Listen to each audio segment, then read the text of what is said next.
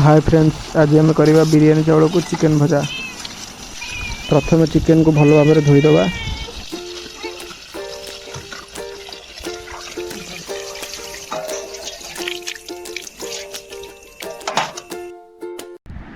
आलू को तेल रे भाजी सारिबा परे एबे पियाजर वर्षा करवा तेल उपरे।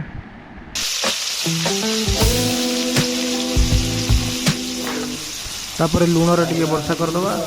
आज पूरा सब वर्षा करवा तेल उपरे। तापर पियाज को खेल दे नुआ खरिका देरी न करी सांगे सांगे चिकेन रो वर्षा करदबा तेल उपरे। पूरा इटा हूँ चिकेन भजा। आज हम चिकन भजा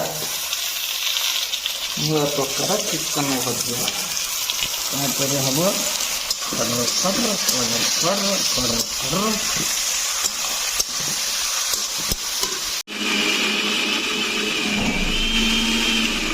किसी समय पर अदा रसुण को ग्राइंडर रे घारा घारा घारा घारा घारा घारा करी पकेदवा टे।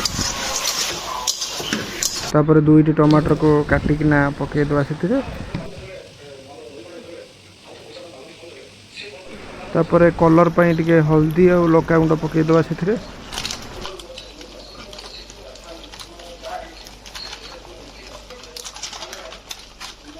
जदि अधिक राग आउ टेस्ट पाई कंचा लंका अवेलेबल थी पेटा को फाड़ी दे पकईदे से तरकारी रे।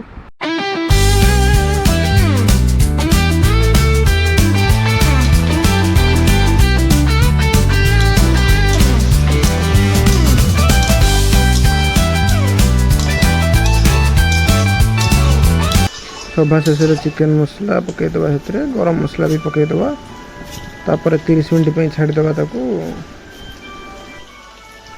यापर हो चिकेन भजा नुआ प्रकार चिकेन भजा।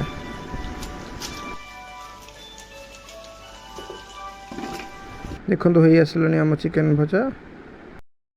देखिपे बिरियानी चावल भात ता सहित चिकेन भजा।